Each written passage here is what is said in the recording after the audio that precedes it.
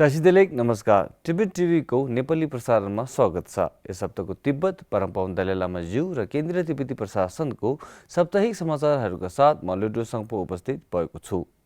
सुरु गरौँ यस हप्ताका प्रमुख समाचारहरू संक्षेपमा। परमपावन दलाई लामा ज्यूद्वारा लेह लद्दाखमा भ्रमण जारी।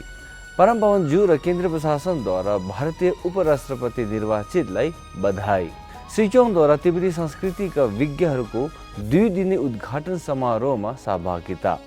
निर्वाचन तिब्बती संसदले लोकतन्त्रको सुदृढीकरण सम्बन्धी कार्यशालाको आयोजना। तिब्बत समर्थन समूहले तिब्बतीकरणलाई बलियो बनाउनका लागि बैठकको आयोजना। अब समाचार विस्तारमा।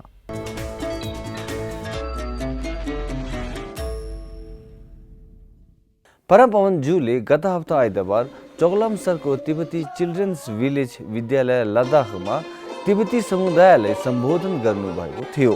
परमपावन ज्यूले आफ्नो सम्बोधनमा आफू र हजारौं तिब्बतीहरूलाई भारतमा शरण लिन बाध्य बनाएको परिस्थितिको स्मरण गर्दै समय परिवर्तन हुँदैछ र सत्यको विजय हुनेछ भन्दै भाइचाराको भावना जोगाउन जोड दिनुभयो। यस हप्ता बुधबार परमपावन दलाई लामा ज्यूले लद्दाखको लिङसेक गाउँमा रहेको लिङसेक गुम्बामा महाग्रीष्मकालीन बहसका सहभागीहरूलाई कदम्बा गेसे लङरिताङबाद्वारा रचित अष्टमती शोधन श्लोकको बारेमा संक्षिप्त शिक्षा दिनुभयो। यस हप्ता बिहिबार परमपावन ज्यू लद्दाखको जान्स्करमा पुग्नका साथै त्यस उपत्यकाका मानिसहरूबाट उत्साहजनक स्वागत गरेका थिए। साथै उनले पदुम गाउँमा गणमान्य व्यक्तिहरूलाई भेटेर हिमालय क्षेत्रमा बौद्ध शिक्षाको महत्त्वलाई उजागर गर्नुभएको छ। यस हप्ता सोमबार परमपावन ज्यूले श्री जगदीप धनकरलाई भारतको उपराष्ट्रपतिमा निर्वाचित भएकोमा बधाई दिनुभएको छ। परमपावन ज्यूले निर्वाचित उपराष्ट्रपतिलाई लोकसेवाको लामो समय र समृद्ध अनुभवले यो महान राष्ट्र र जनताको सेवामा सफलता मिलोस् भनी शुभकामना व्यक्त गर्नुभएको छ। निर्वाचित तिब्बती संसदका सभामुख खेबु सोनाम टेम्पे र केन्द्रीय तिब्बती प्रशासनका श्रीचौङ पेम्बा छिरिङले पनि तिब्बती जनता र केन्द्रीय प्रशासनको तर्फबाट निर्वाचित भारतका उपराष्ट्रपति जगदीप धनकरलाई बधाई दिनुभएको छ।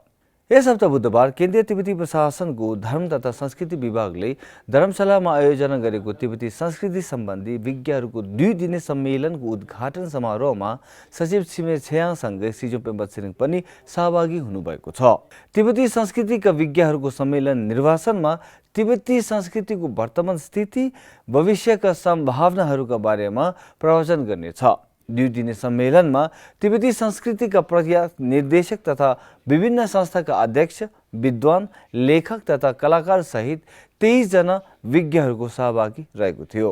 निर्वाचित तिब्बती संसदले लद्दाख लेचाङको स्थानीय तिब्बती सभाहरूका लागि सोमबारदेखि लद्दाखको सोनामलिङ तिब्बती बस्तीमा आयोजना गरेको 5 दिने कार्यशालामा सभामुख खेबु सोनाम टेम्पे र सांसद ग्याल्दोङ फुर्बा दोर्जीले प्रजातन्त्रबारे सुदृढीकरण गर्नेछन्।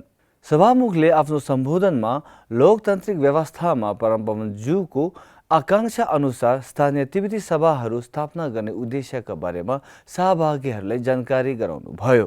तिब्बतका लागि सर्वदलीय भारतीय संसदीय फोरमले गत हप्ता बुधबार नयाँ दिल्लीको इन्डियन इन्टरनेसनल सेन्टरमा भारतमा तिब्बत समर्थन समूहको सर्वोच्च समन्वय निकायको पहलमा core group for Tibet cause भारतका सदस्यहरूसँग बैठक बोलेको थियो।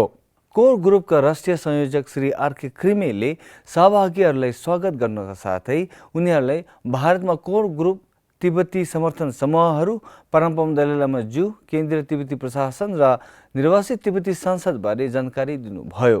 सांसद श्री सुजित कुमारले तिब्बतका लागि सर्वदलीय भारतीय संसदीय फोरमको कार्यप्रणाली र महत्त्वबारे परिचय गराउनुभयो। उनले 2014 को तिब्बती पुनर्वास नीतिको बारेमा पनि बोलेका थिए र तिब्बती शरणार्थीहरूको कल्याण र भारतमा बसोबास गर्ने, तिब्बतको वातावरणको संरक्षण र 14औं दलाई लामा ज्यूको पुनर्जन्मको सन्दर्भमा बिन्दुहरू राखेका थिए।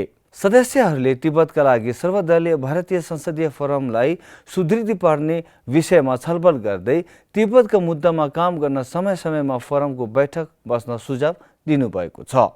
हस्त आजको लागि नेपाली साप्ताहिक समाचार यति नै। अर्को हप्ता फेरि भेटौँला। तसिदेले नमस्ते।